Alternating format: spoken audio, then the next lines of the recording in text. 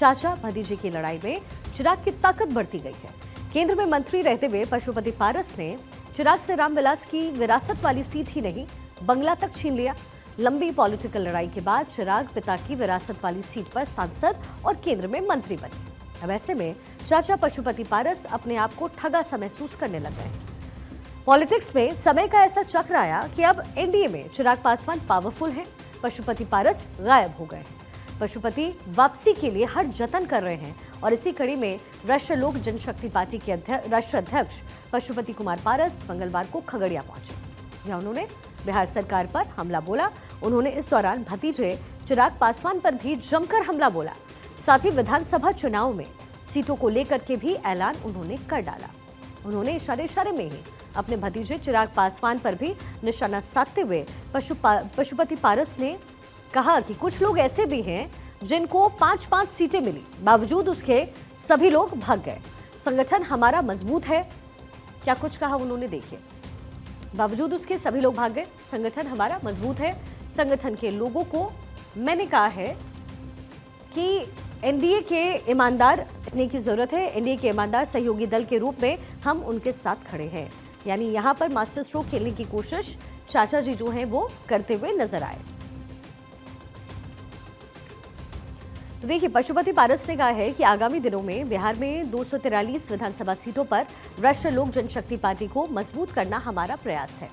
अगर एनडीए के साथ हमारा तालमेल हुआ तो सभी सीटों पर हमारी पार्टी एनडीए की मजबूती के साथ समर्थन करेगी। अगर नहीं हुआ तो सभी 243 सीटों पर राष्ट्रीय लोक जनशक्ति पार्टी खुद चुनाव लड़ेगी। एनडीए के साथ हमारा तालमेल है, ये कोशिश हमारी रहने वाली है। पशुपति पारस जब खगड़िया पहुंचे तो उन्होंने क्या कुछ कहा, तालमेल अगर नहीं होता है तो पार्टी सभी सीटों पर अपना उम्मीदवार उतारेगी। यानी इस समय पशुपति पारस फुल ऑन मूड में है कि अगर बीजेपी साथ लेती है तो ठीक, नहीं लेती तो भी बिहार में उनका वर्चस्व तो बना रहेगा। 243 सीटों पर फिर अकेले ही वो उम्मीदवार उतारेंगे अगर बीजेपी के साथ पशुपति पारस का तालमेल नहीं हुआ। इसी दौरान पशुपति पारस ने प्रधानमंत्री नरेंद्र मोदी की शान में कसीदे पढ़ते हुए कहा कि एनडीए से हमारी नाराजगी थी, लेकिन राष्ट्रहित में हमने अपनी पार्टी को माइनस में कर एनडीए का समर्थन किया है। आजादी के बाद देश को पहला ऐसा प्रधानमंत्री मिला है जो विश्व स्तर पर सर्वमान्य नेता है। लोकसभा चुनाव प्रधानमंत्री नरेंद्र मोदी के व्यक्तित्व पर लड़ा गया था। ये बलवान नहीं होता है, समय बलवान है और प्रधानमंत्री का ये रुतबा है कि पूरे देश में सीट मिला। एनडीए गठबंधन का जो सीट मिला है पूरे देश में और तीसरी बार प्रधानमंत्री देश में तीसरी बार शपथ ग्रहण लिए हैं, वो माननीय प्रधानमंत्री जी की देन है। देखिए, बिहार विधानसभा चुनाव और रामविलास पासवान के निधन के बाद एक वक्त ऐसा आया जहां चिराग के चाचा पशुपति पारस ने चिराग को शून्य कर दिया था। वो समय भी याद होगा। 14 जून 2021 को रामविलास पासवान की लोक जनशक्ति पार्टी एलजेपी टूट गई और उसके लिए जिम्मेदार ठहराया गया पशुपति पारस को। पार्टी के 5 सांसद ने मिलकर के चिराग पासवान को सभी पदों से हटा दिया था। उस समय शून्य पर चले गए चिराग पासवान। चिराग के चाचा पशुपति कुमार पारस को अपना नेता वहां पर चुना गया उस मीटिंग में, और ये सब बिहार विधानसभा चुनाव के महज 7 महीने और रामविलास पासवान के निधन के 8 महीने बाद हुआ।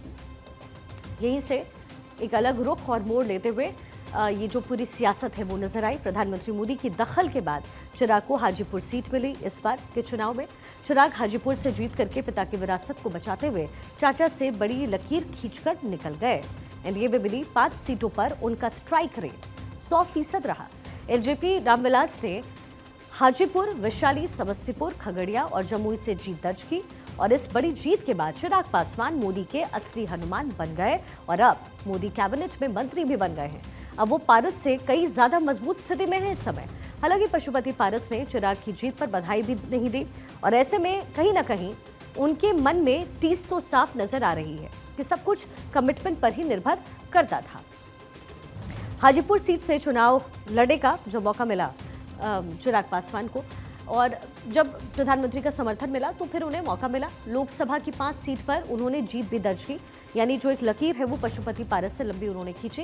बिहार की एकमात्र 100% स्ट्राइक रेट वाली पार्टी वो बनी। मोदी के मंत्रिमंडल में फिर उनका मंत्री बनना भी उस समय तय माना गया, उन्हें मंत्री बनाया भी गया। कठिन समय में बीजेपी का साथ उन्होंने नहीं छोड़ा। वो हमेशा कहते रहे कि मैं प्रधानमंत्री का हनुमान हूँ, खुद को मोदी का हनुमान बताते रहे और कहीं ना कहीं इसीलिए जो समर्थन है वो भी चिराग को खूब मिला और उन्होंने करके भी दिखाया।